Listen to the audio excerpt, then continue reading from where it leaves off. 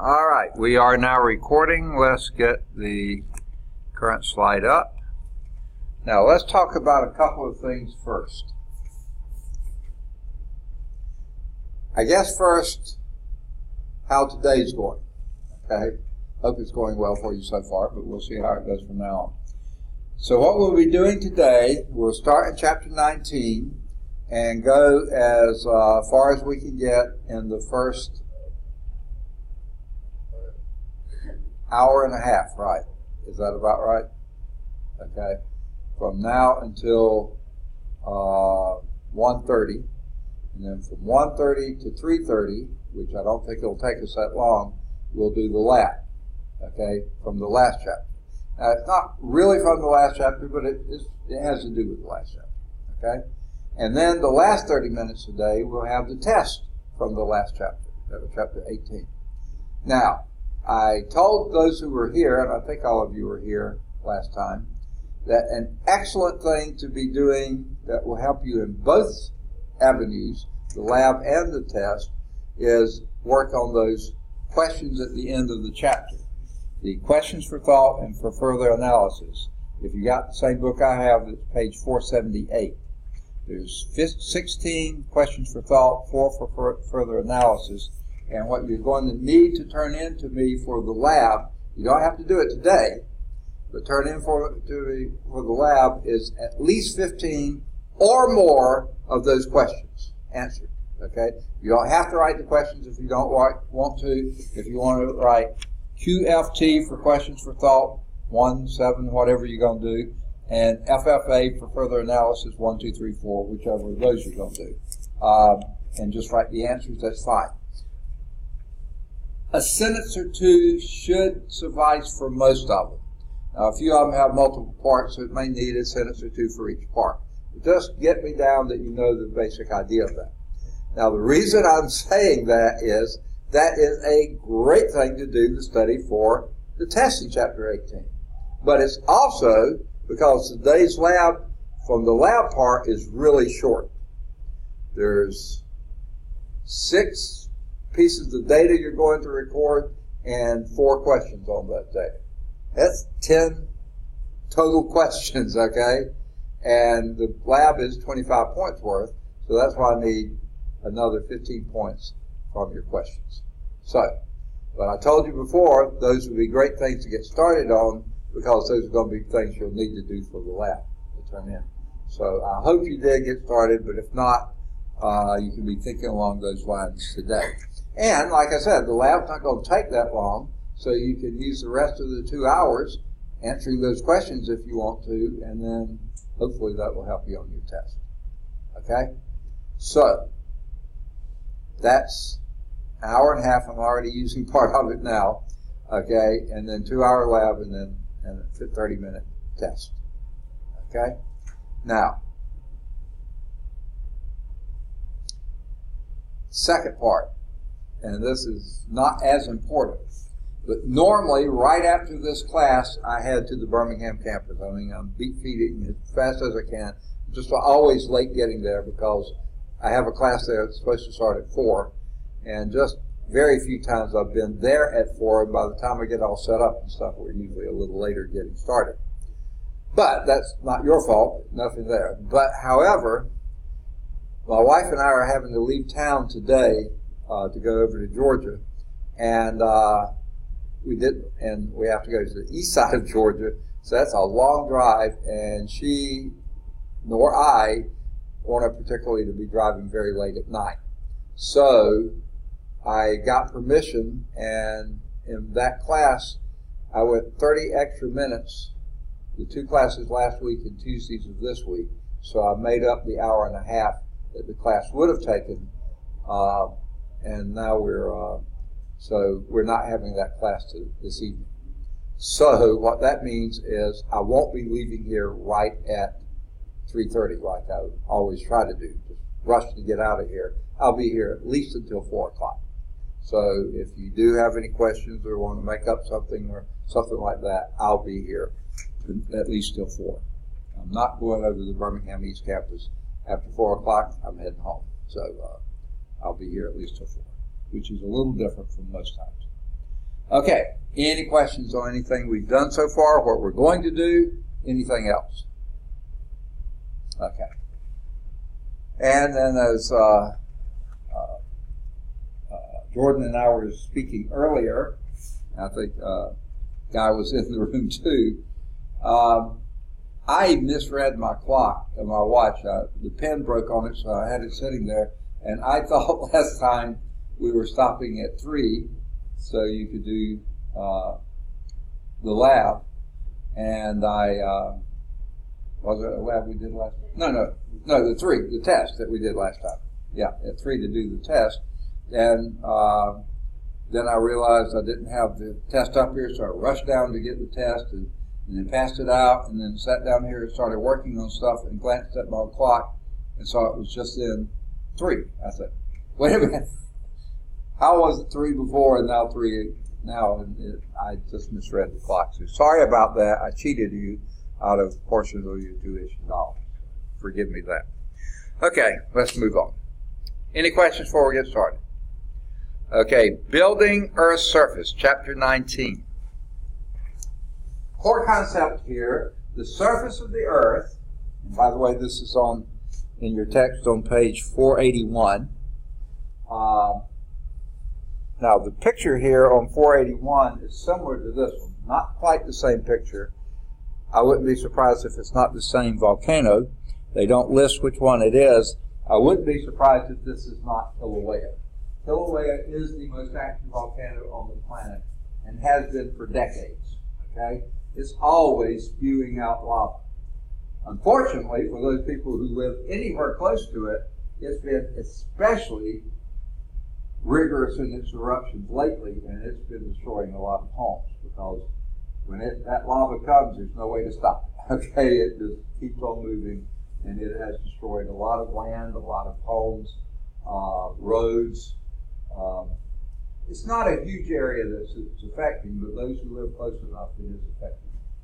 But there are other volcanoes in Hawaii and other places that are, doing the same type thing. Okay, the core concept in your book is on the same page of the picture like that. This is a different picture here. The surface of the Earth is involved in plate tectonic processes. That was last chapter, right? That result in an ongoing building up of the surface. Now, we talked about this last time too, at the end of the chapter last time. We said there's new material being made anywhere you have a divergent boundary. New material is coming up, okay? And there are other places where it happens as well. Anyone want to make a guess of what that is? It's a mountain. Any idea what kind of mountain? What kind of mountain? Yeah. A little hint. You see something right here? That's a crater. Now that crater was not made by a meteorite hitting the mountaintop, okay? What do you reckon that crater results from?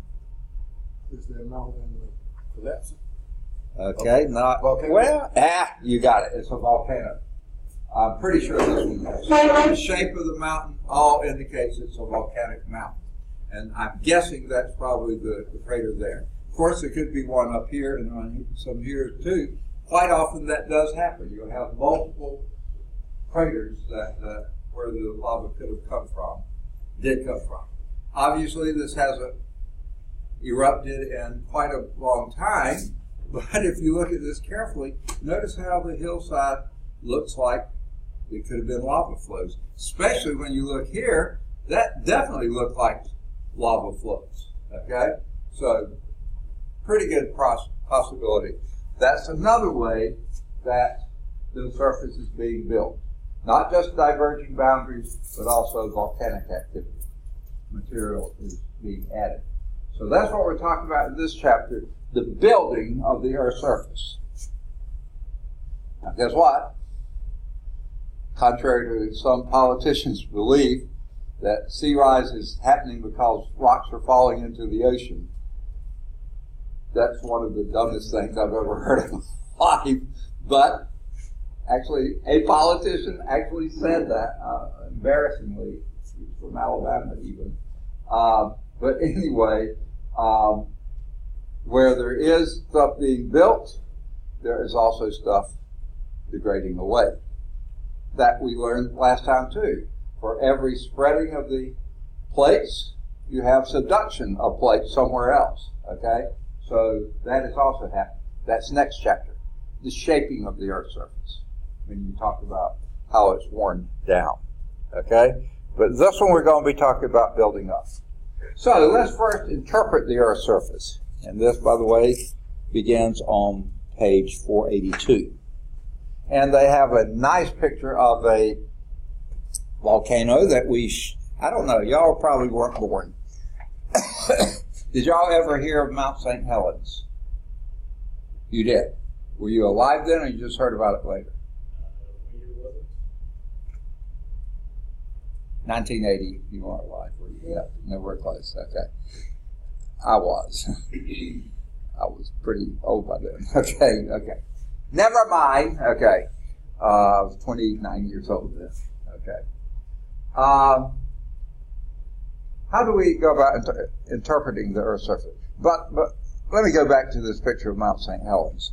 It sort of would correspond to the one we saw there, which was a pretty inactive volcano. Mount St. Helens, this is 82, after it erupted in 80.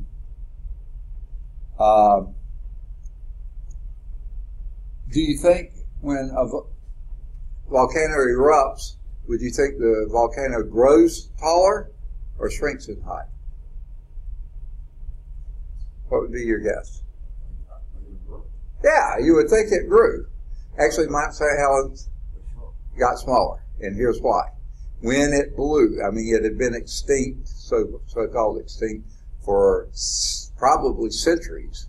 So the cap was very sealed, but when it went, boom, it blew the top of the mountain off. So it actually got shorter. The top of the mountain rolled down the sides of the mountain. Then came the lava and everything else. And it probably grew back a little bit, but overall it lost height. And blew kind of off one side where it was weakest. But it still blew the top off. And when you see the picture, you'll see there's a lot of the mountain missing there. Okay? It's between Seattle and Portland, Seattle, Washington, Portland, Maine. Most notorious for the eruption in May of 80, when it became the deadliest and most economically destructive volcanic event in the history of the U.S. Now, we had bigger explosions before, but they had probably been up in Alaska where hardly anyone lived. You know, it didn't affect as many people, but there was farming all around this. Here's what happened. 57 people were killed. Okay? It didn't give very much warning. Okay? 250 homes, 47 bridges, 15 miles of railways, and 185 miles of highway were destroyed by that one eruption. Okay? Blew the top off, so rock and stuff falling not real far away, but, you know, out from there. Volcanic lava, by the time it got to the surface, going down the sides. And what they didn't mention here, trees, you know, forests, things that could have been harvested, burnt to a crisp, okay, covered with lava, okay. So yeah, it was pretty major, okay. And it was a fairly minor eruption, okay, compared to other volcanoes that have happened in the past, okay. And this picture in 1982 is still venting, but not very much, okay. So these things are never over, okay. They just sort of rest for a while and come back. And that almost leads us to this first principle of interpreting the Earth's surface, the principle of uniformity, okay. Now this is almost a strange name for it, but Ed's here, and that's not strange. You know, I just put y'all on Friday as being here. This is Thursday, okay? As much as I like the weekend to get here, I just got it wrong for the first of you. Sorry. But here is the shortcut to the principle of uniformity. When I read that title, I think everything's the same. Well, kind of, but kind of not. Here is what that means. The present is the key to the past. Now, I would also say it goes the other way too. The past is the key to the present, okay? In other words, even though things are always changing, the processes, how they're changing, same as they've always been. Now, rocks are changed today, but they're changed in the same processes that changed them in the past. So just because we have some different things happening today, guess what? Those different things were happening in the past too. Sedimentary rock were becoming metamorphic rock. Igneous rock was being worn away, making new sedimentary rock. Metamorphic rock was heating up and melting back to be magma and ultimately igneous again. All those are happening, but they were happening back then as well. Now, principle of uniformity, that replaced the old model. The old model was, well, there were catastrophic events that happened in the past, formed the earth, and now we're like this and we're okay for the rest of the time. No. Same thing that happened in the past will happen again. We had earthquakes in the past. We're going to have earthquakes in the future. We had volcanic eruptions in the past. We're going to have volcanic eruptions in the future. We had, Earth spreading, Earth colliding. All this that has happened in the past is going to happen again. Now, surely there probably were some catastrophic events that we hope will not repeat themselves. They think sometime in the Earth's past, probably shortly after the Earth was formed, within a few billion years, shortly, some enormous object collided with the Earth. This was probably back when the solar system was still trying to sort itself out. Collided with the Earth and knocked off the moon. Okay, that was a major catastrophic event. Hopefully there'll be no more of those, because if that were, life is over, because we wouldn't sustain. Life could not sustain something like that again. Now, archaeologically, for those, I bet you some of you, when you were kids, were dinosaur fans, weren't you? Either played with them or named them or had the toys or something. Just about every generation goes through some sort of a phase of more or less being interested in dinosaurs. Okay? Where are they now? They're not. They're extinct.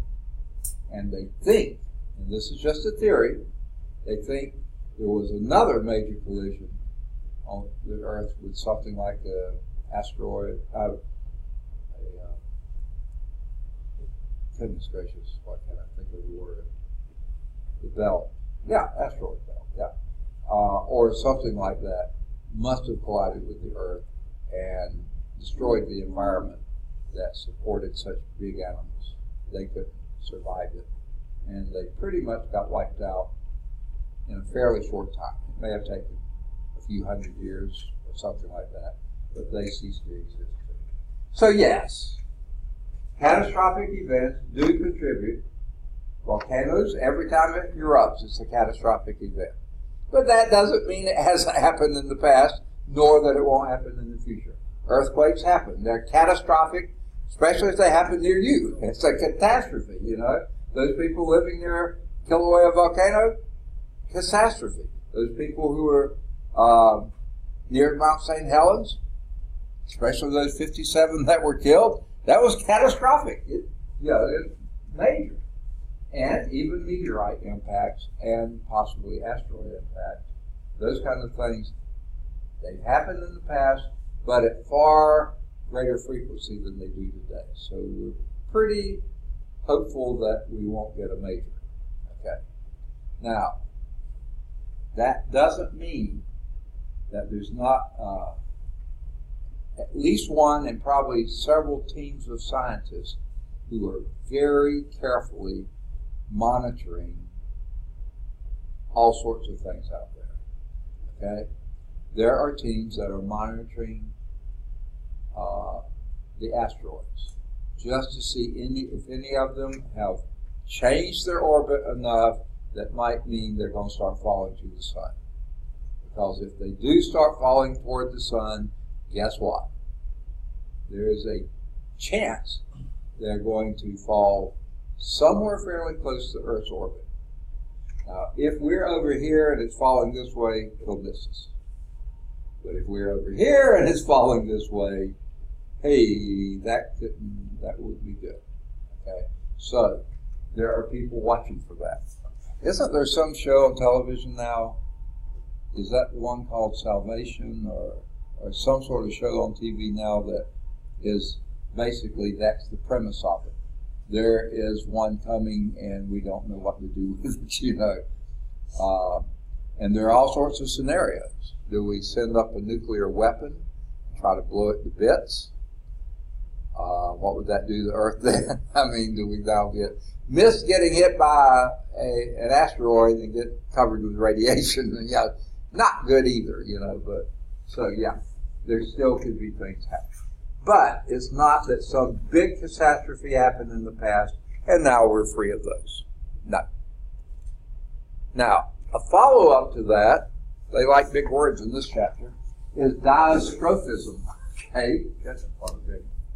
Now, to get the sort of the context, the root troph here, basically, I think, roughly means to form. And diastrophism is the various ways in which things are being formed. So, are formed or deformed. The process of deformation that changes the Earth's surface. Okay? And we'll talk about those too.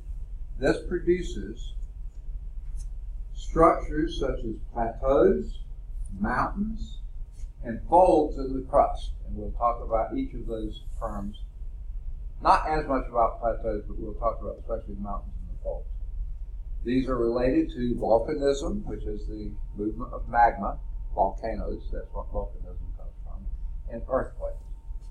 This is primarily how the Earth's surface is deformed. Diastrophism. Those two things. Volcanoes, earthquakes. Other things are doing too.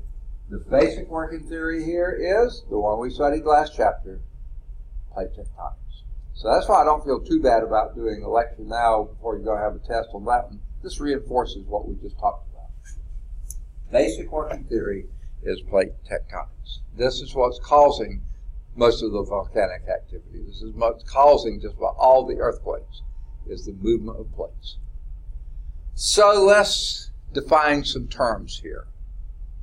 Now these words to me, they sound a lot alike. I mean, they're not rhyming, but they both start with STRs, okay, followed by some vowels, okay? These two words, stress and strain. And probably in everyday use, you almost think, well, they're sort of related to each other, but not quite the same way they're scientific. Basically what a stress is, this isn't a verb stress, this is the noun stress. It's a force. A force tending to compress, say, a rock, to pull apart a rock, or to deform a rock. So basically it's a force that is acting on the rock structure. Okay? So this definition almost gave you the three different types of stress forces. The first of these is compressive stresses.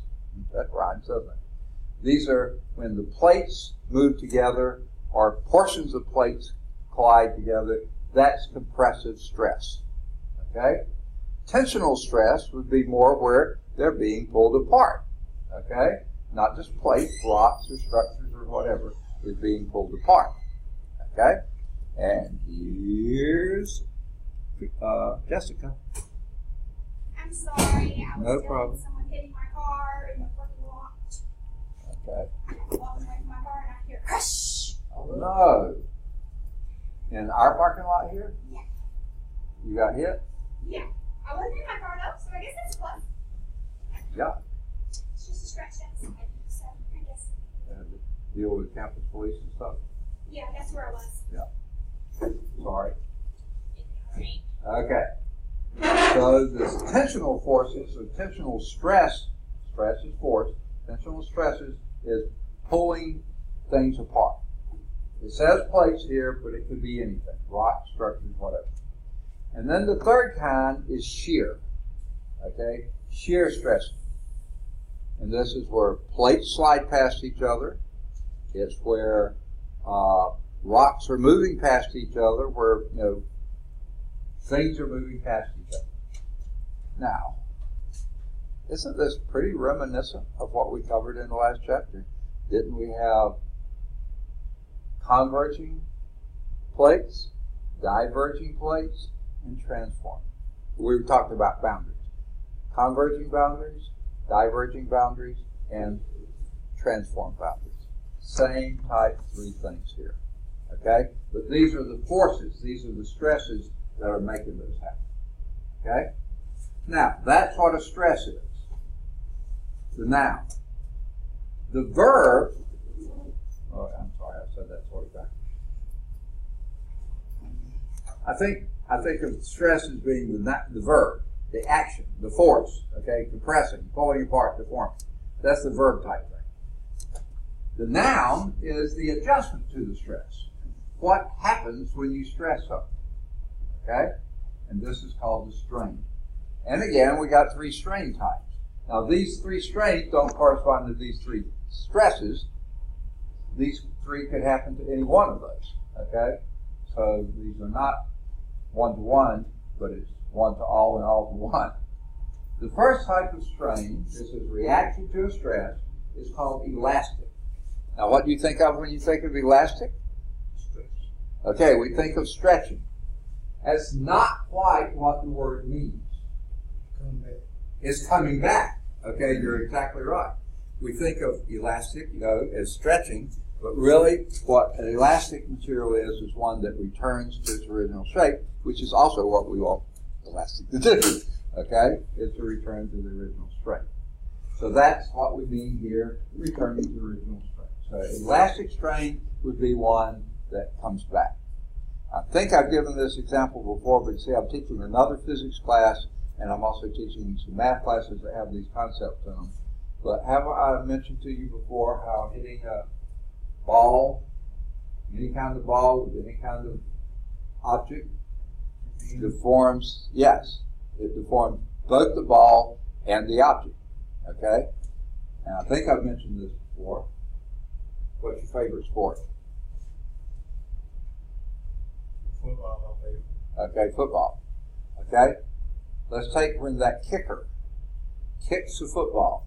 If you were to have a camera right on his foot at the time he kicks the football, you would see that football actually changes its shape.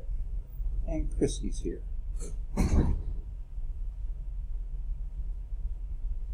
Okay? Of course, we know it does a little bit, but you'd probably be surprised at how much. While at the same time, you would see his foot getting deformed to some extent. That's harder to believe, but it really does. But you can imagine this. If I were to hit the edge of this desk right there, I would have dipped my hand like crazy. And I'd have a bruise to prove it, You might even break some bones, okay? But if it returns to the original shape, which the football does, this foot hopefully does, it would. Sports that you use other devices to hit, as in baseball, golf, tennis, racquetball, any of those type things, even ping pong, most of the time we really want everything to return to normal. Those are elastic situations. And I think I mentioned before, if you were to watch, you could probably find it on YouTube somewhere, a slow motion video of a bat hitting a ball, a racket hitting a ball, a golf club hitting a ball. You will see literally that golf ball, as hard as that is, flattens out against that the plate of the golf club. I mean, flattens big time. And you'll also see you'll even feel this a little bit. You'll feel that club head bend backwards. But then everything returns to normal. That gives it the push, the stress to go off of that. I'm sorry, the strain. Corey's here. Oh, I just put you on Friday too. I put some of you as being here on Friday. Sorry about that. I'll get it right. Okay, so that's strain. Elastic strain is when it does return to the original shape. Okay? However, plastic strain means you overdo it, it doesn't quite come back to the original shape. It's molded, it's bent, it's crushed, it's bent. It do not return to the original shape. Okay? I don't know what y'all are thinking of when you mention stretching. What I think of is elastic band. Okay? Say clothing or somewhere else. Rubber band, anything such as that. As long as you don't stretch it too far, it usually comes back to the original shape, right? But I know that you probably have done this before. Stretch something a bit too far and it didn't come back. Okay? That would be plastic. Okay? Did not return to the original shape. But then something else could happen. It actually breaks. That's called a fracture strain. It's the result of a stress, a force, that either compressing, pulling apart, sliding past, whichever, shear stress, but either the things are going to come back to the original shape, they're going to bend irreparably, or they're going to actually break. Now, I think I've asked this question in this class before. Do any of you remember the make of car called the Saturn? Saturn cars? You do, okay. I think the main plant was up in Tennessee somewhere. I don't know if they were associated with any others, but I remember one year their big advertising thing was how the kid could kick the ball into the side of the car, and even though it hit the door, the car bounced back, right? Well, that was the elastic strain. It did return to the original shape. Whereas in an automobile accident, quite often you hit the car and you wind up with a bent fender. It didn't come back. That would be plastic strain. Okay? Or my friend in high school who later I roomed with at college, my first year anyway,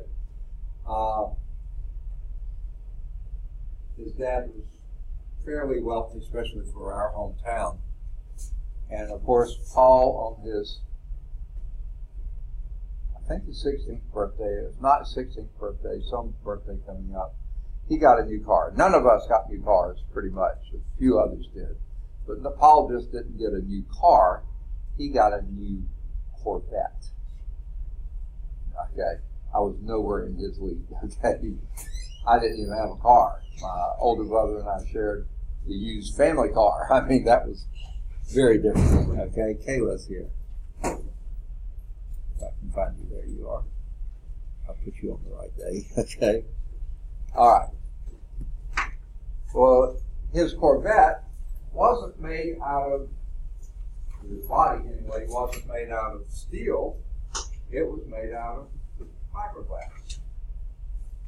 And Paul was very careful about his car. I mean, he just treated that, I mean, it's a Corvette. I mean, but he did do some traveling, even his senior year, going to this program or that program. He was a very sharp guy.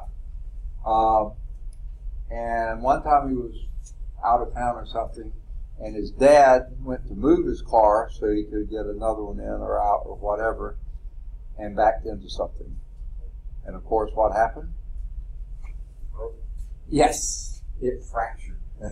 That fiberglass did not do a good job of elastic or plastic. It fractured. Okay?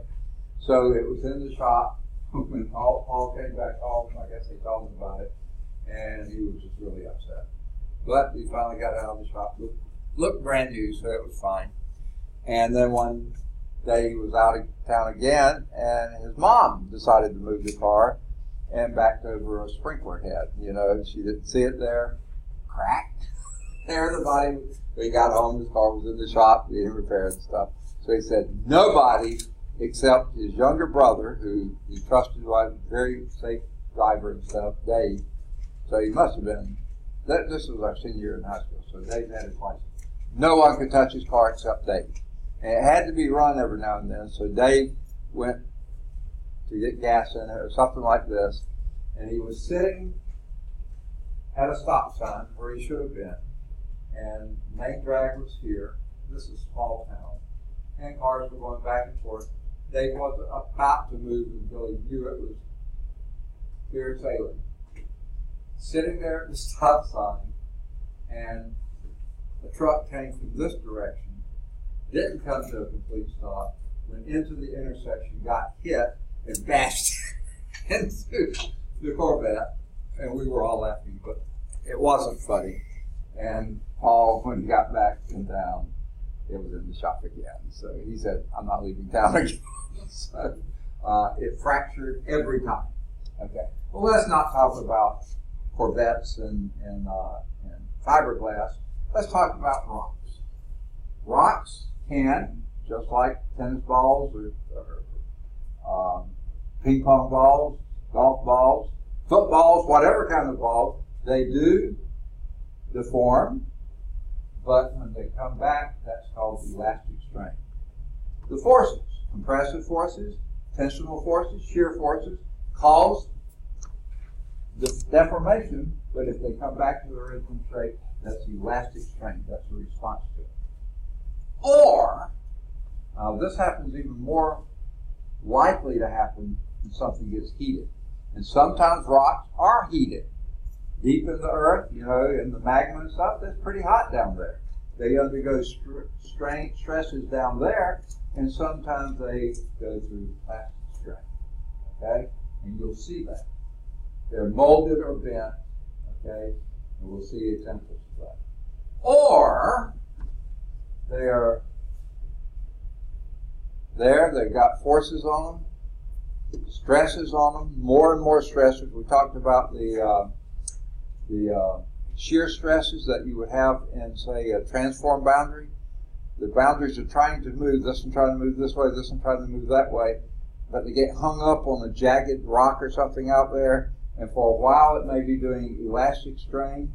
It may move into plastic or not, but at some point, if too much stress is added, it breaks. That's when you have an earthquake. The sudden shifting, the breaking, that's what forms an earthquake. That would be a fracture strain. The rock cracks or breaks. Little rock, that's not going to make a big difference. It's a big boulder. That could make a big difference. So, let's look at this stress and deformation. Possible material responses to stress. No change. Okay? Guess what? I'm going to hit this concrete wall. How badly did I stressed the wall. I mean, I put a force on it. I may have done some damage to my hand. I didn't do much to the wall. So the wall, the rock, the materials may have had no change whatsoever. Not enough force to really create any change at all. Or, I don't think I can do it, and it's not likely. Oh, I can push on this. Notice there. I push on it. That's the stress. It responds, but then it comes right back to where it was. That's an elastic change with recovery. It comes back in exactly the same form it was before, perfectly fine. That happens with rocks too. They're under stress, like compressional stress, tensional stress, or even shear stress, but after a while, either it eases up or something, and it goes back. Elastic change with recovery. Or it could have plastic change with no recovery.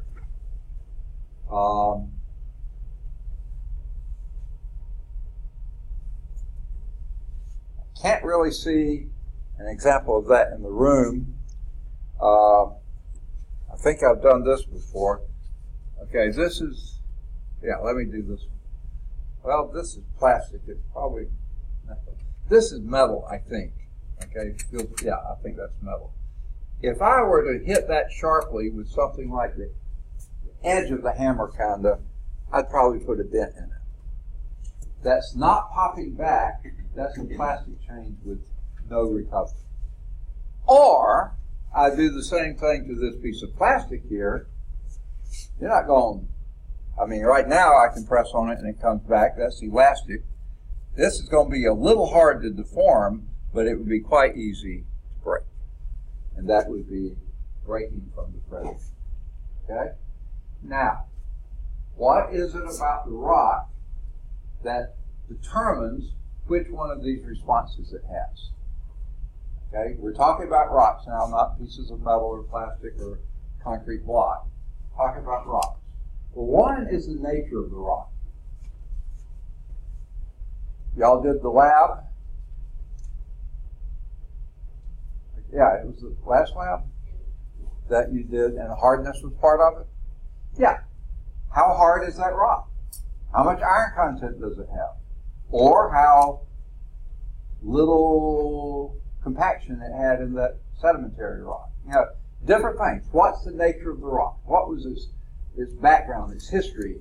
How was it formed? You know, can it take the elastic change? Will it change plastic? Yeah. What is the nature of the rock? That's going to be a big rock variable. Okay? This is, I think, even bigger. The temperature of the rock. And again, I mentioned earlier, the hotter the rock is, the more likely it is to undergo plastic change with no recovery than elastic change with recovery. Because if it's really hot, it almost is maybe getting toward melting, and it might be quite easy to deform and not come back. Okay? Another is the speed of the stress application. And that's what I gave you earlier. If I just tap this with a hammer, you're not going to notice much, maybe the paint chip or something. But if I hit it real sharply, then you will have it. So the speed of the stress application on the rock, that also could do it. Okay?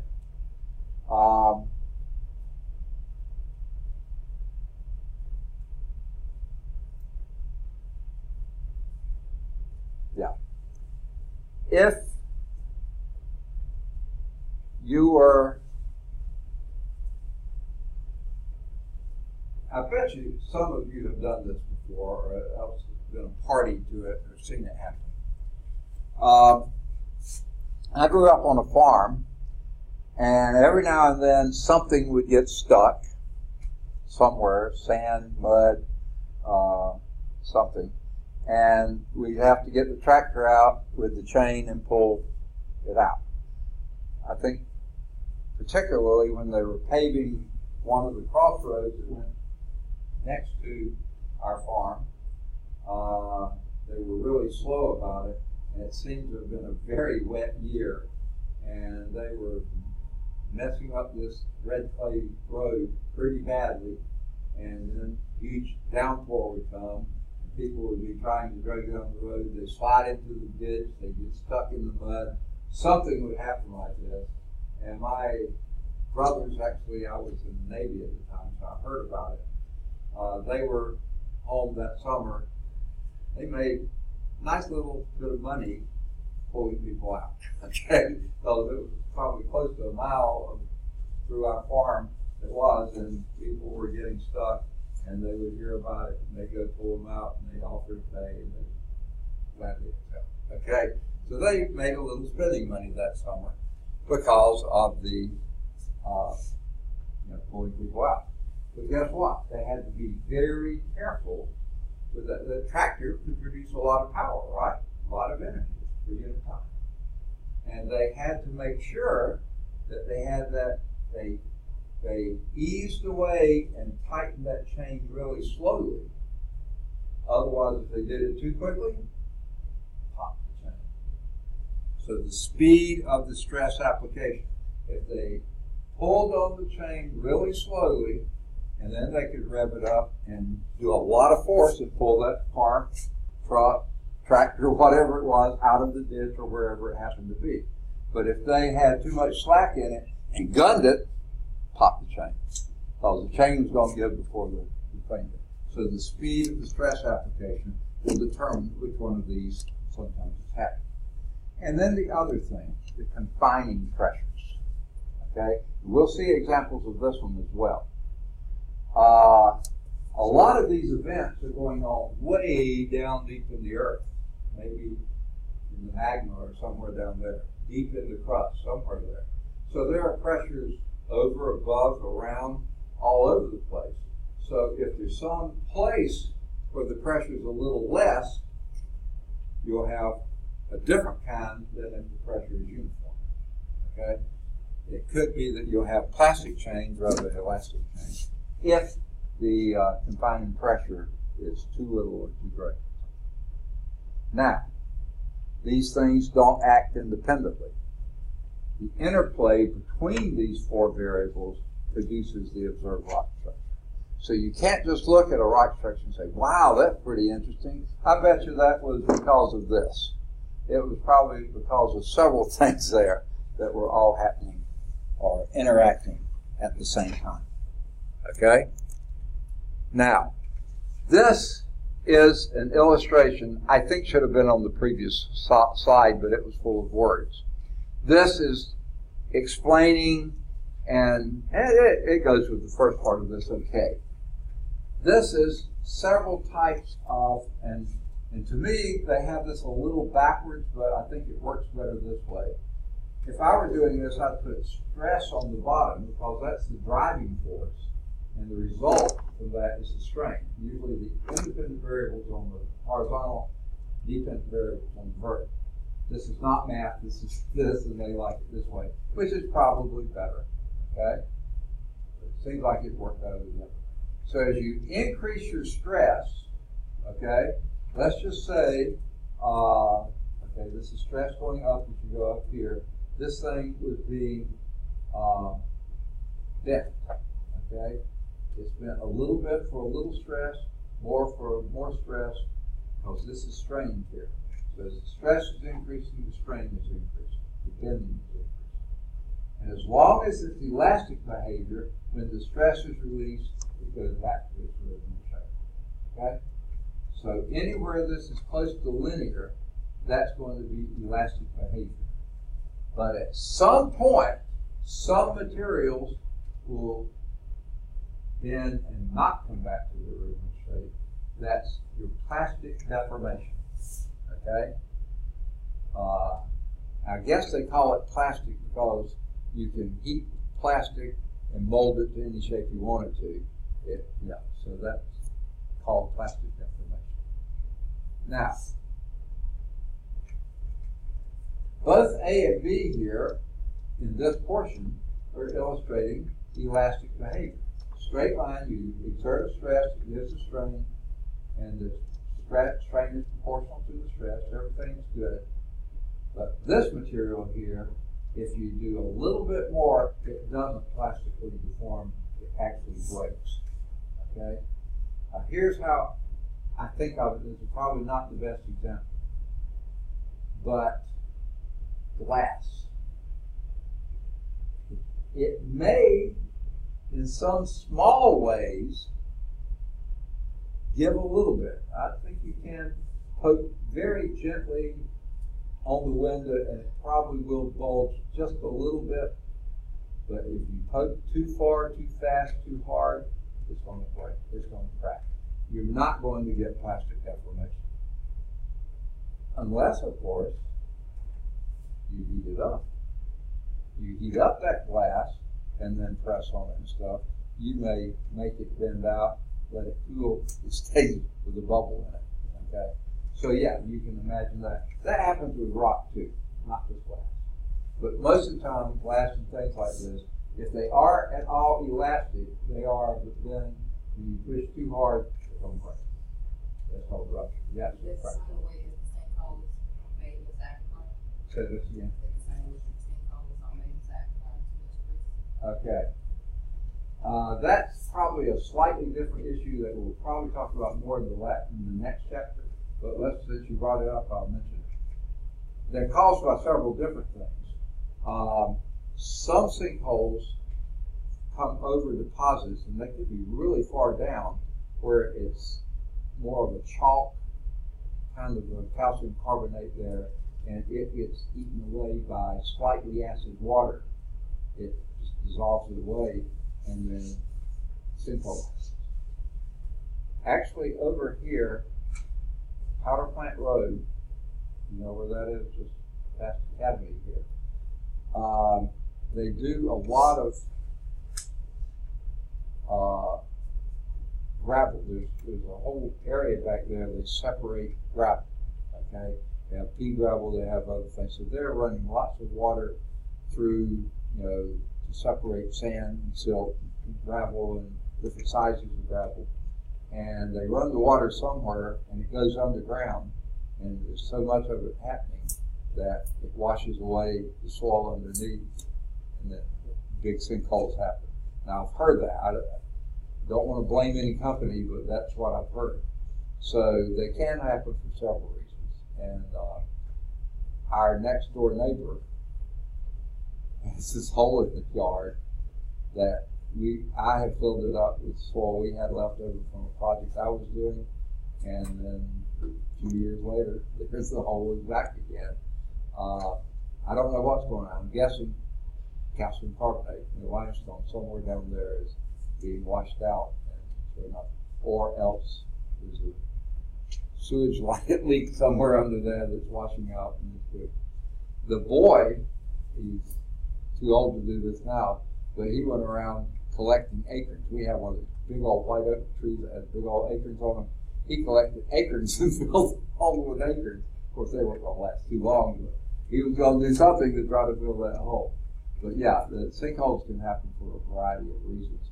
Mostly the wearing away, which is next chapter. And there's shaping the earth's surface. But yeah, it could happen because there was a break somewhere down there and something gets away. Now, also, hopefully this isn't happening here, but out in West Texas, where it's pretty dry, okay? And they tried to have major agriculture out there because the soil's not too bad, the climate is pretty good for it, but they were having to pump lots and lots of groundwater out to support the agriculture on the surface. Pumping out more and more water out of the aquifer down there. Pumping out more and more water. Well, guess what? The aquifer wasn't being recharged at the same rate that they were pumping it out. So after a while, you had a void under there. What had been filled with water, holding the soil up, now you pop the water out, so all that pore space didn't have anything in it. And it collapsed. And that has happened in West Texas. It's happened in parts of California. California's fairly dry. You notice the wildfires happening out there? Pretty dry, and they pump a lot of water out from under, and then the valley sinks. Guess what? No way to get that valley to come back up and recharge the aquifer. So once they've done that, they've almost permanently wiped out the chance for the aquifer to recharge. Not a good idea, okay? We shouldn't mess with Mother Nature. That was the old commercial. Now, this other object A here, again, has elastic behavior for a while. You stress it here, it strains, but it always comes back. Always comes back. The more stress, the more strain. Yeah, it's doing okay. Pretty much a linear response here until it bends and doesn't come back. This is like your fender. Okay, it doesn't pop back to the original shape. After a while, even that will rupture. Now they call it rupture here, they call it fracture. They just said breaking here, the previous slide called it fracture. All those names mean almost the same thing. So that's your stress and deformation. Okay? Now, that was 9.2, changing the Earth's changing features. We're going now to, and now we're thinking largely in terms of rock, nothing else. And this happens mostly in sedimentary rock. I kind of say that, but I wish I weren't saying it. It may happen in all rocks, but we'll notice it better in sedimentary rocks. Because all sedimentary rocks originate as sedimentary deposits. And most of these deposit horizontally, right?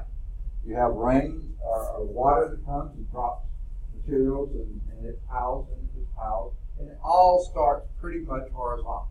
You know, there may be a little bit of slope, pretty much horizontal. The layers are usually horizontal. Now, the layers may be different types of layers, okay? I think we saw that in some of the sedimentary rocks we saw. We saw light bands and darker bands, red bands and yellow bands, and all sorts of bands because of the different materials being deposited there at different times. But they keep getting deposited, and remember the compaction and compression and cementation. Compaction and cementation, those are the two processes in lithification in making those sedimentary rocks out of the fragments that were there before. Okay? Now, if those sedimentary rocks continue to go build down, down, down, getting pressed further and further down, and guess what? That does happen. We were in Rome and other parts of Italy in the break between spring and summer term. And I've been in tour groups before. We weren't on a tour this time, but I've heard them talk about it. That they'll go to dig out a road or maybe a new temple or something like that when Lauren comes in. Okay? Now we're only missing Tias, Cassidy. I think that's all. Okay, hopefully they'll be coming in too. Okay? So, we've been there, and they say, yeah, they went to dig out and found more ruins underneath. Well, things have settled on top of it, and they have found temples on top of temples on top of temples, you know, because they just, you know, settle out, well, let's build another one. So, things do just pile up and pile up. Things get pressed further down because things get put on top, okay? And it just keeps happening that way. Well, at some point, there could be some sort of stress happening down there. Result of stress, okay? And what the folds are, the layered bedrock is down there, some sort of sedimentary rock. It could be clastic, which means made out of particles, which you see the layers, or it could be chemical, like limestone and stuff. You don't see the layers as well, but you see where they were pushed down like that. And if you have bends in that layer rock, not breaks, but bends, these are called the folds. Widespread horizontal stress can produce domes or basins. Usually the domes come from compressional stress, the basins come from tensional stresses, where it falls away. And that tensional stress could be, Christy, the sinkhole, if there's a tensional stress. Okay? The basin. Think of a pan, the basin, you know. Now, if you had usually the compressional stresses and you're forcing things, if it forced things up into an arch, that's called an anticline. Okay? And here's how I remember this. Arch starts with A, anticline starts with A. The arch is the anticline. This is usually from compressional stresses, forcing the place where you didn't have equal confining pressures on top, it forced it up. Okay? And you see rock formations that are almost like this. We'll see some pictures a little bit later. On the other hand, how many hands do you have? If there were tensional stresses and you sunk, that could form a syncline. Now, get this. Sometimes with compressional stresses, you get both. This part goes up and this goes down. You're just pressing them together. They can't both go the same direction, so you may have this. We'll see some pictures of that as well. But the syncline is trough shape. I can't do anything. I just remember anticline arch. The other syncline would be the trough. Okay? And that would be like that. Here, your younger strata that was deposited later is sunk down like this, and the older part further down. Whereas in the anticline, the arch, the older part is bulged up there, but the younger part on top of it. Okay. Now, let's see if there's actually a picture. Not yet. Okay. Well, they should be, okay? Maybe they're all in the book. Let's see if there's one more. Yeah, here we go. All right. Now, I can't guarantee this. I'm pretty sure of this. Anyone have an idea where this picture may have been taken? Think Grand Canyon. May not have been taken there, but that's a lot of how it looks. I haven't been to the Grand Canyon yet. I want to go someday. I came within probably 50 miles of it, and I regretted to this day that I didn't stop, go out of my way to see it. But what was happening, I was driving across the U.S.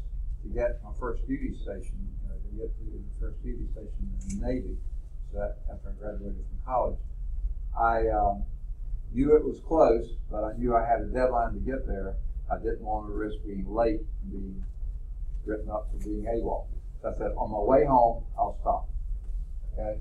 3 years later, I was driving the same old car, by the way, driving home, and I had let another guy and his family use my car when I was out at sea, and I don't know what they did. Maybe they did nothing. Maybe it was just them. But that first day out, this car started overheating. And every day, if I was going through that, until finally I stopped and just had to spend the night somewhere and let them, what they call, rot out my radiator. It was just filled with junk. Maybe it's been built up over time. I don't know. But anyway, so I was late getting back, so I didn't have time to stop that time either. But this is how pretty much the Grand Canyon looks. And notice all the layers here, all the sedimentary layers are pretty much horizontal. That's what this is the slide before said, usually this comes out layered.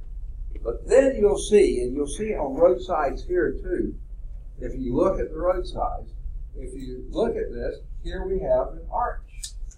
And here we have a trough, syncline, anticline, syncline. Now you do see a little bit of fracturing here too, but mostly you have the arch type structure. Now I think your book may have some better ones than this. Actually, the second part of 19.4 is, that 19.4 is the same two shots, okay? Let's see, I think 19.5, yeah. Not quite the same as this, but pretty close. I think it's the same picture, just taken from a different angle. This is big time, okay? Syncline, anticline, okay? Big old arches here, depressions here, troughs here. When I say big old, these are cars, so you can tell the size of those things. Now, sure enough, and we'll get to this later, there has been some fracturing in here too. But we'll talk about that in the next part. It started off as a fold. The fold, you'll see that kind of stuff. Now, especially driving north of here toward Tuscaloosa, where they cut through mountainsides, start paying attention to the rock formation and try to picture what caused that, You'll see layers that are doing all sorts of weird things there, and it's really fascinating to try to read into the history of what happened there. But that's folding. It came from bends and layer bedrock, which results in stress producing plastic strain. Usually there was heat involved. You can't guarantee it, but usually there was heat involved to cause the plastic strain. To bend it, fold it like that. Okay. Now, this is back on our domes and basins. I think this is Sundance. I'm not sure. I'm not sure this is in our book. It was in the last edition, I think. And if my memory's right, it may not be Sundance, but it's one of those places out there, Wyoming, Colorado, somewhere there, where there was definitely a weakness in the Earth's surface, crust, and you have pressure and below, uneven stresses on top, so you got a dome type thing. It's kind of like an arch, but it's sort of a three-dimensional arch. Now, what happened later is you had erosion, because if you picture this, the crust usually is looser material, right, on top of heavier, denser material. And when it's forced up, it's also stretched. And when it's stretched and looser, it tends to break and fall off, okay? And when it breaks and falls off, then you have erosion, but you still have the stuff coming out. That's what's happened here. A lot of this around here, as you see, is eroded away. The oldest part is in the middle. Believe it or not, that's the oldest, and the newest is around here.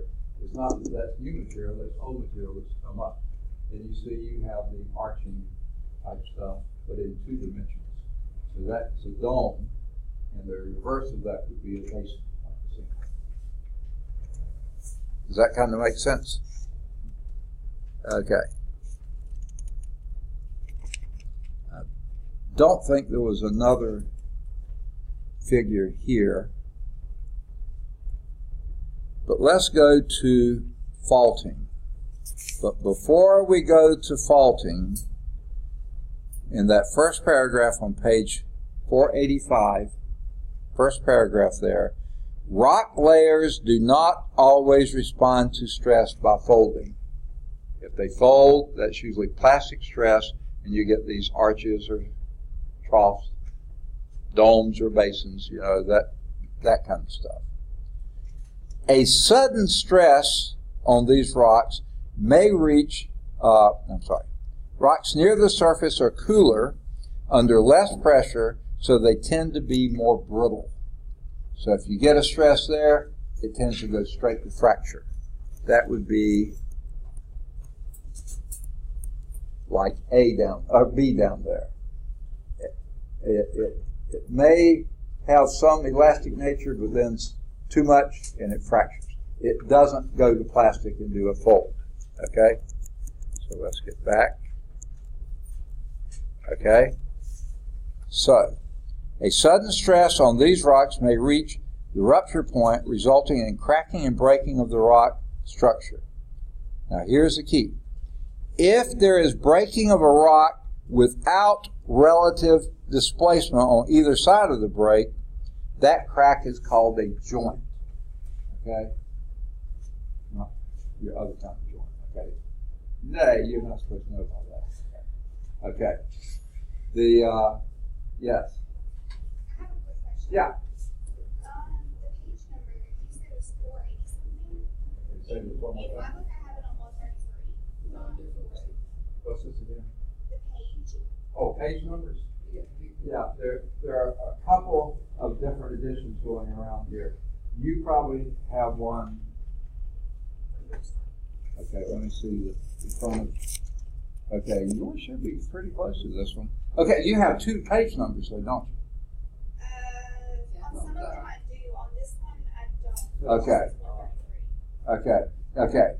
You see, what you have there was taken out of the second half of the book, started on chapter 14.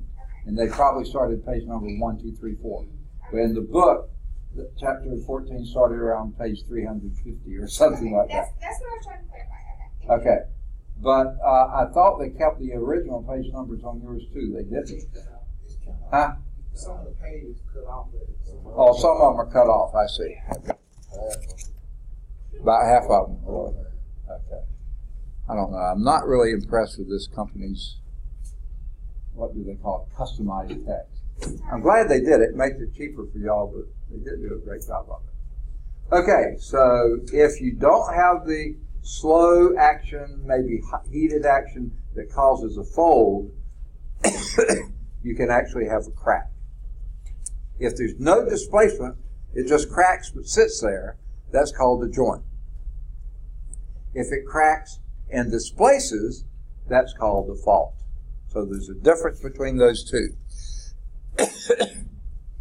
They mention that in one little paragraph, but then have some pictures, and I don't think there's any on the slide set. The columnar jointing forms right angles. Those are joints. The crack occurred, but there's no displacement. And there's some really incredible pictures there of, these are basalt cools. And we talked about this before. These are nowhere near the bottom of the ocean, and yet basalts are here. Pretty amazing. We didn't see any of those when we were driving through the west about last summer, but we saw some basalts that were just horizontal. Okay. So, the fault, on the other hand, not a joint. The joint has no displacement. The fault does have displacement. Produced by relative movement on opposite sides of a crack. If you don't have that relative movement, it's called a joint. If you do, it's called a fault. Okay? Now, most of the time, these faults are at some angle. Very seldom are they horizontal, and very seldom are they purely vertical. They're always at some, or just about always at some angle. So when you have that angle there, the footwall is the mass of the rock below the fault. Okay, here's the fault. This is the footwall because it's below the fault. This was above. Even though this sunk down, that's still the footwall because it's below the fault. Same here. This is the footwall. This is the hanging wall. Even though it's not hanging up, it hung down. You can tell that slid past each other. Definitely not a crack. This is a joint. I'm sorry. Definitely not a joint. This is a fault. Okay? Because there has been displacement on either side. The lower part beneath the fault is the footwall. Above the fault, even though it may have slid down, is the hanging wall. Okay? The mass of the rock is on the upper side of that angle. Now, the fault plane is not just usually a linear crack, it's a whole sheet is done this way. If you went in there, you can see that goes in 4 ways. That's called the fault plane, the surface between the footwall and the hanging wall. Okay? Now, these are faults. There are classes of these faults. Okay?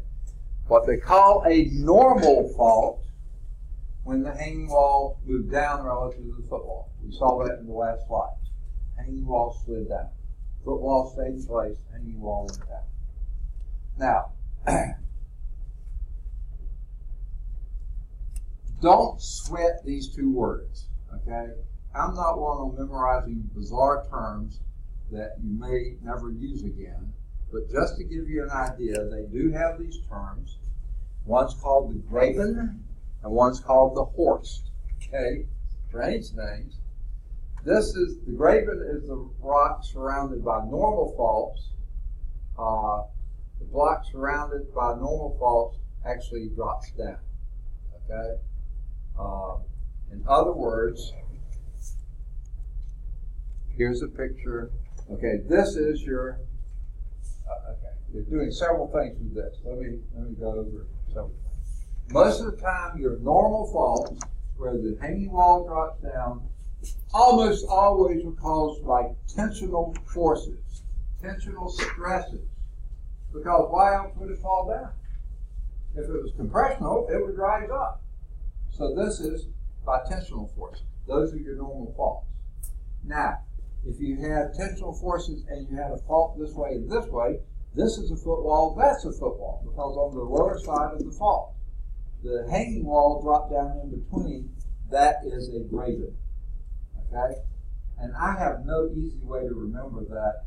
What I sort of think of is the groove, you know, sort of something down like that. The horst would be when the footwall is on either side here, and the hanging walls are slid down on either side, meaning it's raised up. And I kind of think of that as being hoisted up. You know, that's pretty poor, but it's the best I can come up with. But again, don't sweat that kind of stuff, okay? But these are both caused, normal faults caused by tensional stresses, okay? Those are the forces, okay? Following the book, we're now on, I read that about the joint on 485, but we're now on 486. The pictures on 486 are of polymer jointing. Those are joints, but they don't make a big deal about those. Now,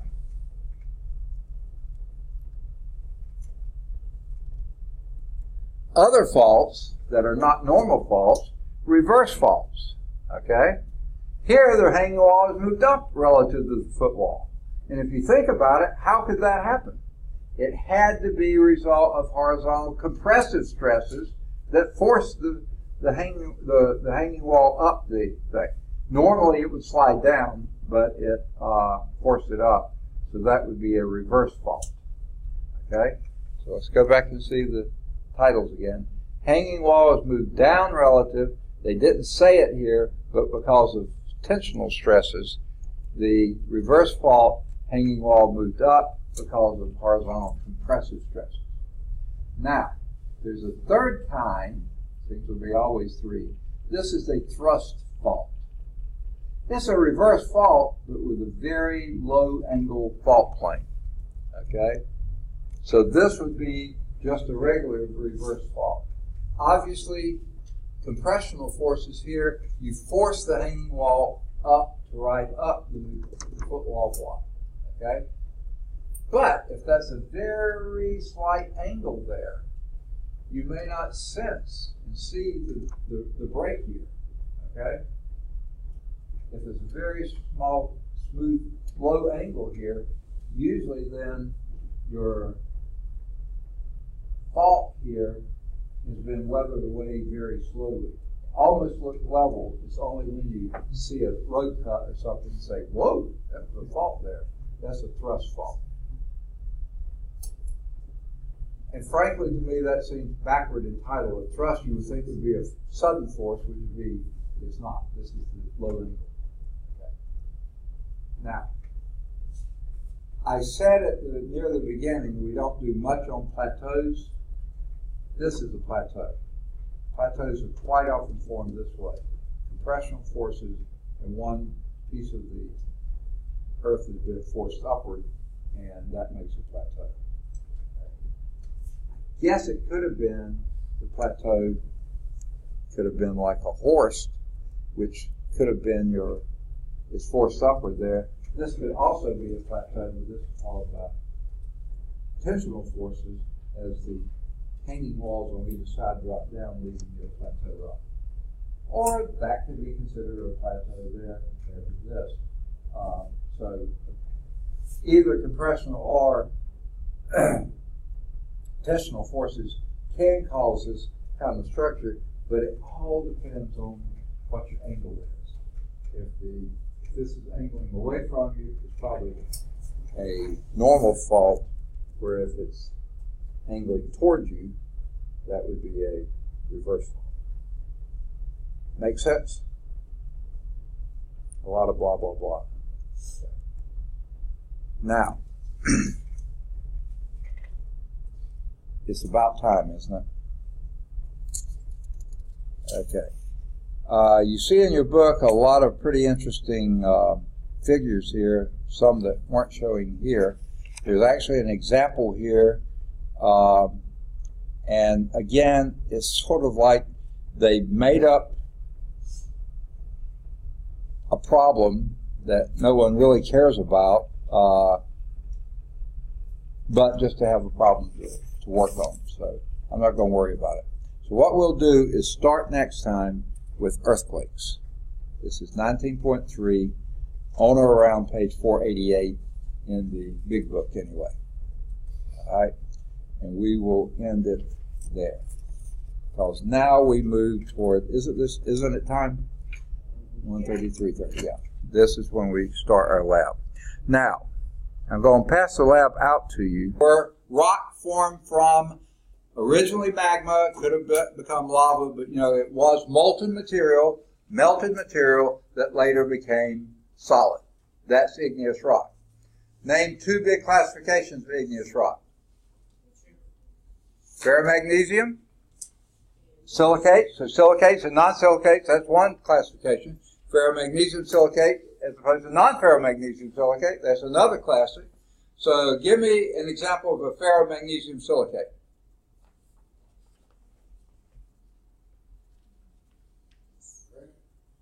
Granite is non-ferromagnesium silicate. Well, okay. Okay, wait. Back off a little bit. Those are classifications of minerals. Okay. Granite will have more non-ferromagnesium silicate in it than than the other. That's because it's lighter colored. But it still has some dark material in it. So it has some ferromagnesium crystals in it as well. Okay? So what we're going to do, granite is, give me a few characteristics of granite.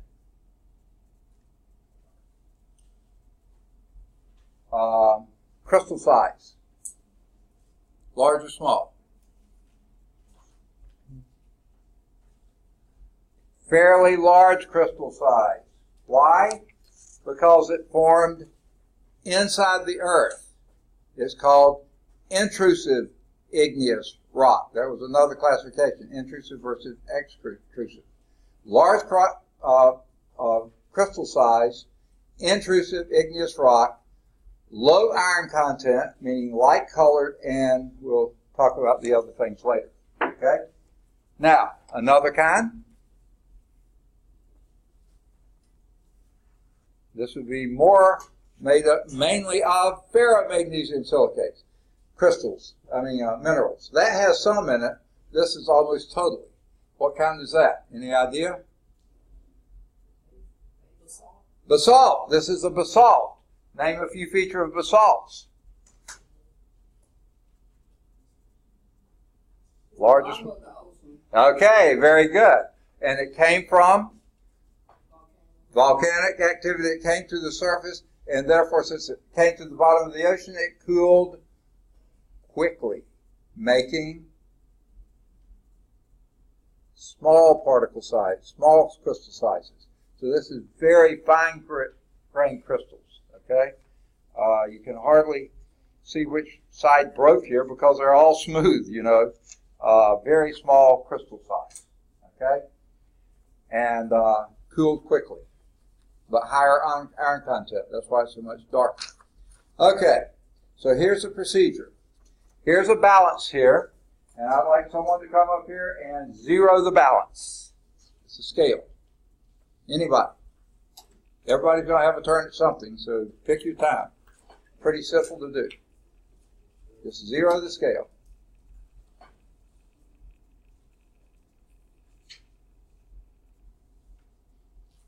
Okay. Now, here's your sample of basalt rock. Since you zeroed the scale, why don't you go on and do the first measurement. But those four pieces, this is all basalt, dark, fine-grained,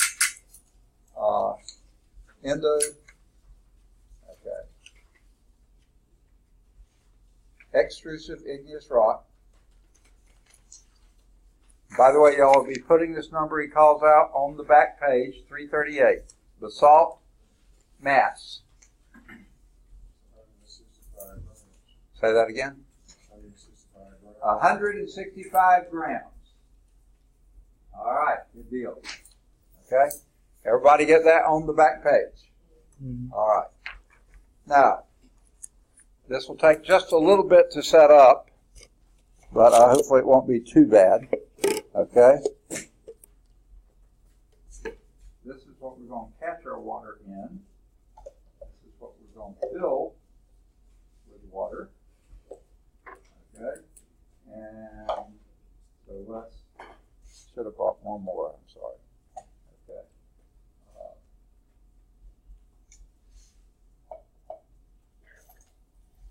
Well, someone else can come do this. Filling the top container with water. Okay? And I'll hold this to keep it from spilling. No, this, yeah.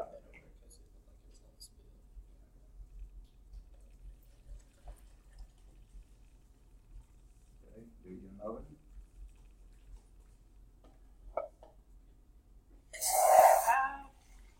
Okay, so give me a shower. She didn't take a shower this morning. Okay.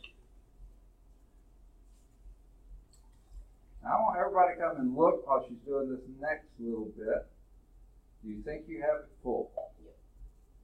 Try a little bit more. Okay, everybody come up and look. Y'all think she has it full? Not that much. Okay. Won't need that much. Now pour it in slowly. And you tell me when you think it's full. Right there, you think it's full. You don't think you can put any more in, huh? No. Try a little bit more. Just a little bit more. Especially so it just stretches. Okay, it still hasn't spilled over yet. Try to make it a little gentler on it, not splatter so much, but pour it very, very gently. Okay. Oh, finally. Now notice that. Water's actually above the top, isn't it? That's because of the surface tension of water. I think we talked about that before. Okay? That's what we're going to go by. Okay? Now, these little pieces of basalt that we have there, you could almost take a ruler and measure length, width, and height and come up with a volume. But they're not all evenly broken, so that probably wouldn't be a good one. How else will we get a volume? Drop them in the water, catch the overflow, and then use these graduated cylinder to see how much water was displaced. That will give you very close to exactly the right amount of water, of volume. So if you'll take one of those, or you don't have to, you already did your part. So what else? Take one of those and very gently lower it into the water. Hold it by a corner, yeah. Very gently lower it in the water. Okay. Someone else do another one. We caught all the water, right? Someone else do another one. Very gently drop it in. Not drop it, lower it. Yeah, good deal. Try not to get your fingers in it too much. Next. Somebody else, just 4 pieces.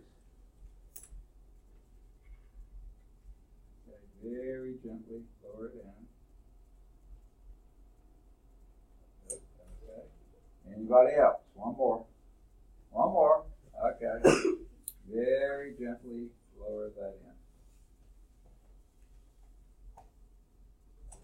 Good deal. Okay. Now, what we need to do is, if you'll dump this, I'm afraid if I lift this up, it will spill. So, shake it all out. Shake it in. Okay. All right. Now, take this water from the overflow and put it into that, and use the smooth part, not the jagged part. Not too much water came out, did it? It looks like we did have a little spillage there, so we may have introduced a little error in our experiment. Okay, take that now. That upper one, that's in the upside down. Yeah. Oh, that's okay. I think you can get all that water in this one. If not, we'll do it into a bigger one.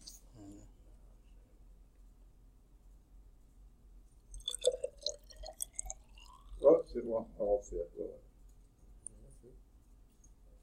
No, it went over the Okay, well then use that tall one there. Every last drop. Okay.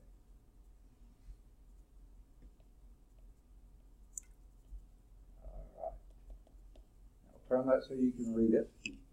Now each one of the lines there, this is graduated in milliliters. But by the way, a milliliter is exactly the same as a cubic centimeter. Okay? So how many milliliters? And every one of those marks is 2. So you give it your best shot. 54. 54? Yeah. 54 milliliters, which is the same as cubic centimeters. That's what you put on the back. Volume in cubic centimeters, 54. All right? Someone have a calculator. Okay? Punch that in. Do mass divided by volume. That will give you density. Okay. Let's call that 3.1 then. 3.1 grams per cubic centimeter. That's basalt. Okay? Now, someone come over here and measure the mass of the granite. Be sure you zero your scale first. Someone who hasn't done something. Okay? Zero the scale before you put it on. Now, I will get exactly where you're going to read the scale later. Because otherwise you get a parallax. Okay, is that where you're going to read from? Okay, place that on there and see what you get.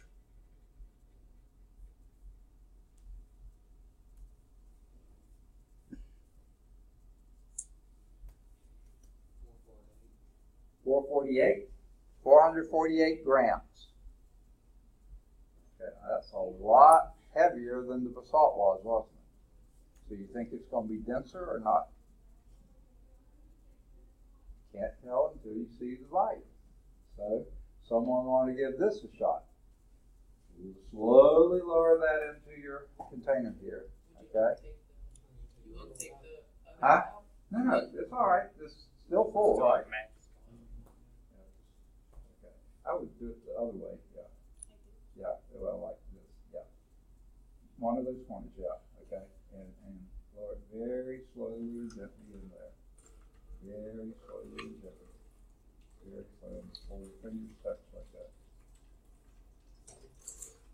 Okay. I think we caught most of it, didn't we? Okay. So we'll do the same thing. Dump the water it's already dumped, okay, out of that container. Someone get that container and come back and pour from here to that. And let's go on and dump our graduated cylinder at the same time. Okay, be sure that's empty too. All right, good deal. Okay, get the container.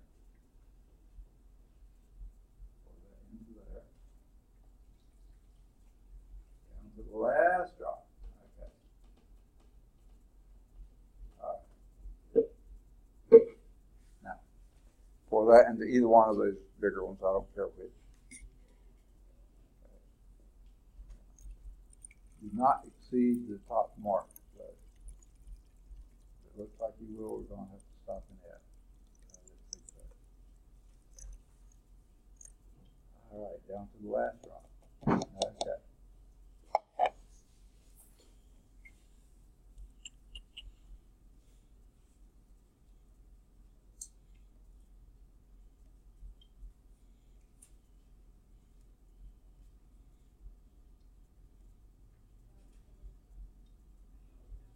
$184.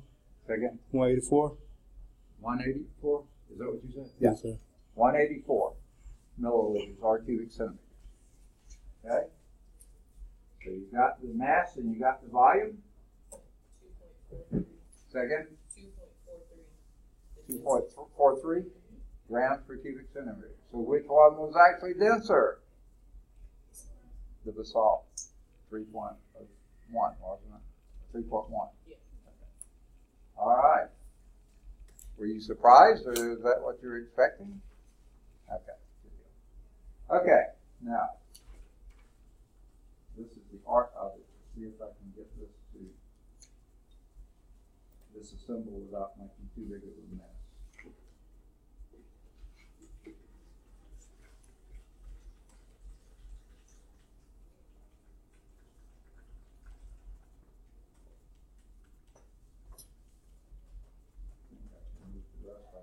Whoa, maybe not.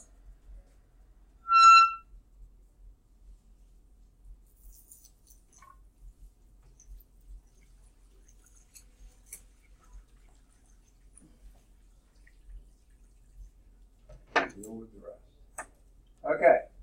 Now what you have left to do are the questions. So you turn back a page or two. There's only 4 of them, right?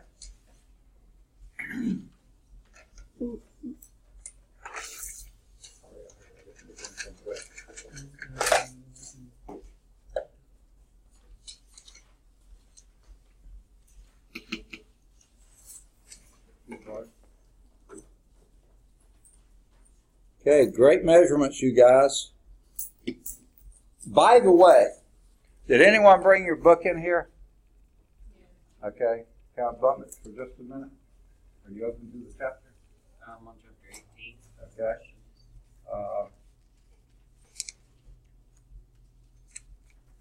I finally saw it in here. It is the older book. What's that? I think that's the older book. Is it? Okay. By a year or two. It may not be then. I think it was in the previous chapter.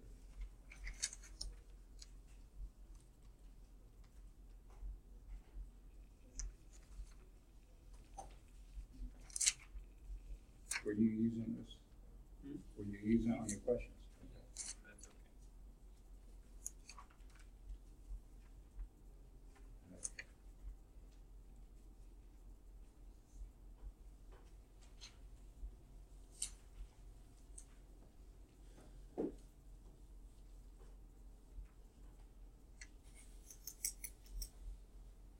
may not be able to find it. Sorry, goodness gracious.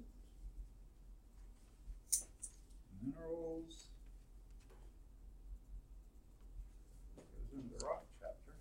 Here we go. Rocks. Igneous rocks. Church.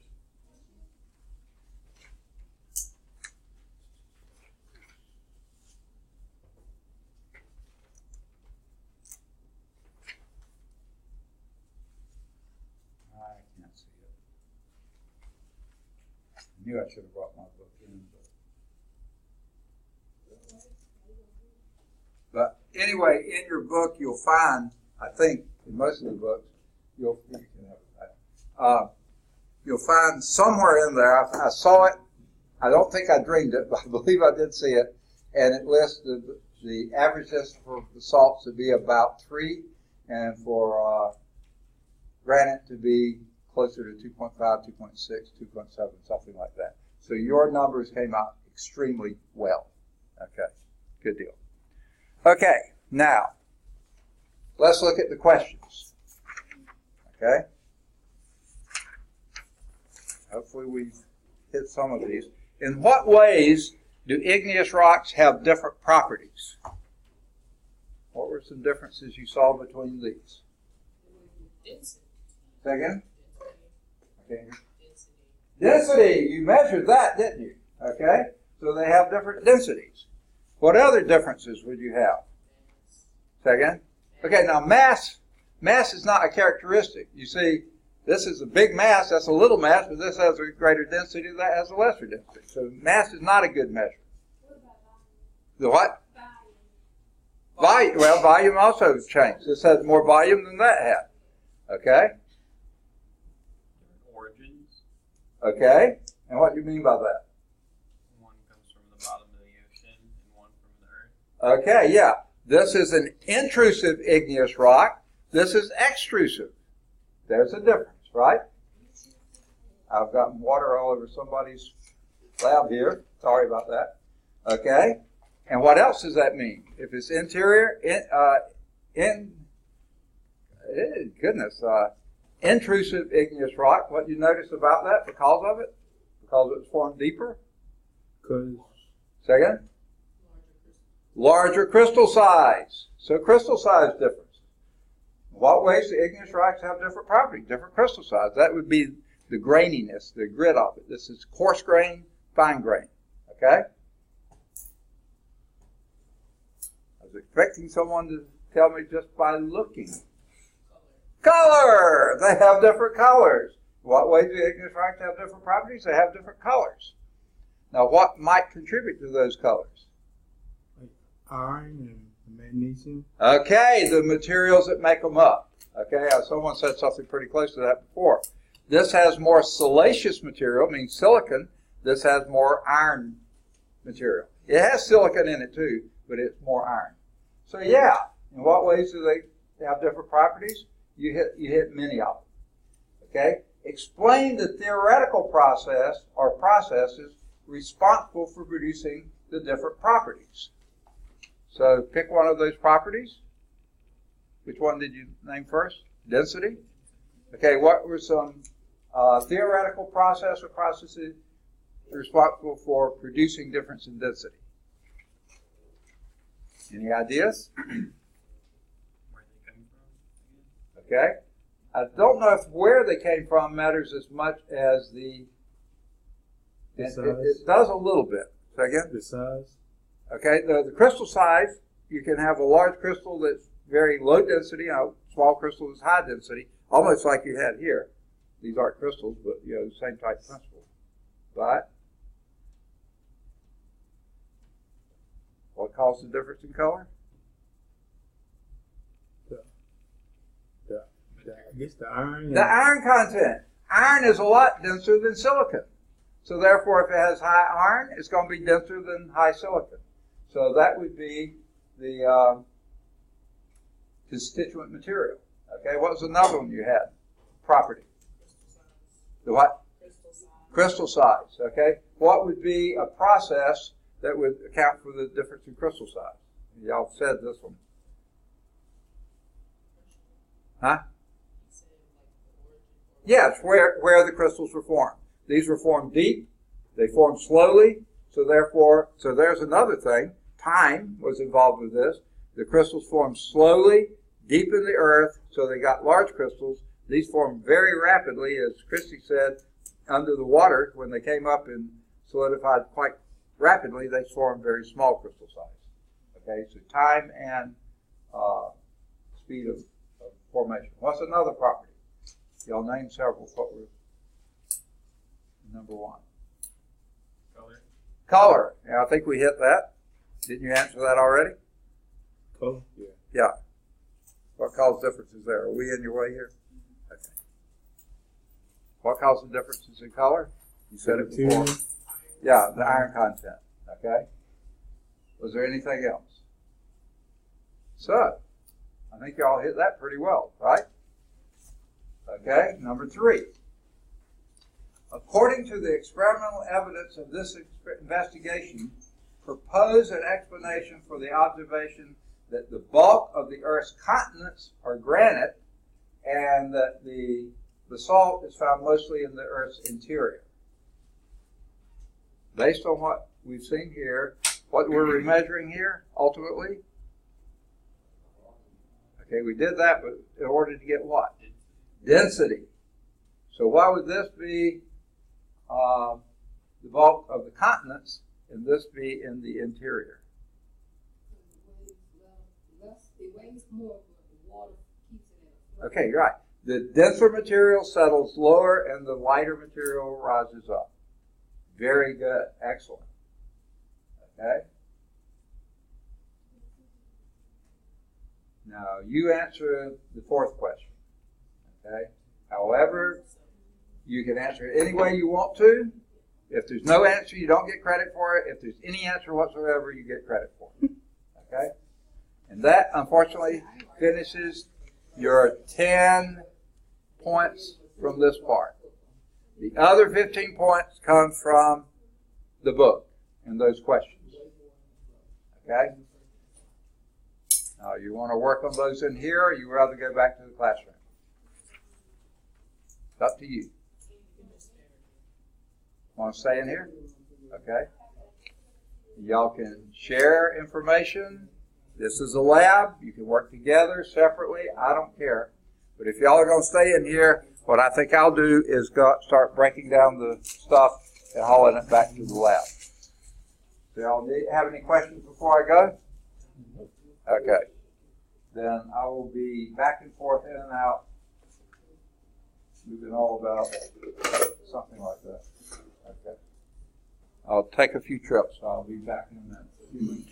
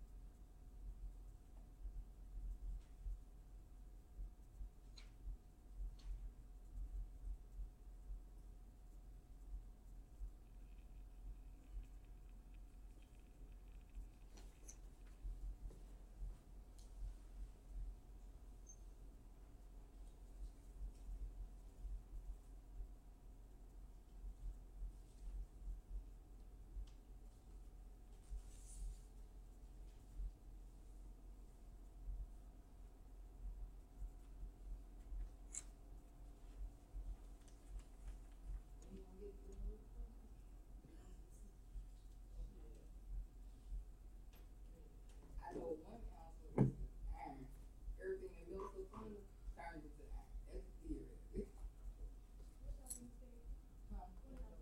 That's number one. Oh, you on number two?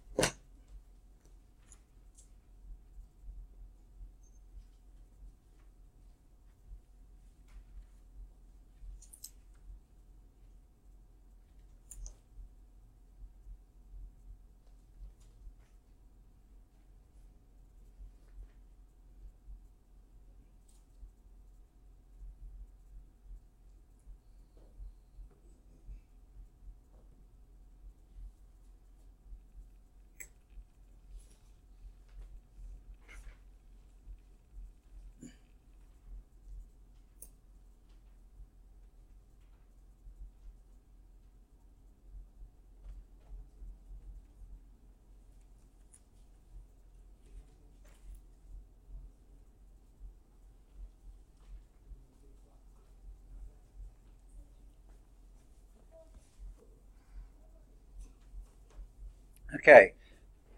I'm still recording. Sorry about that. Are there any questions before I shut the recorder off? Okay, you're okay. Then I'll go and shut it down so it can start loading.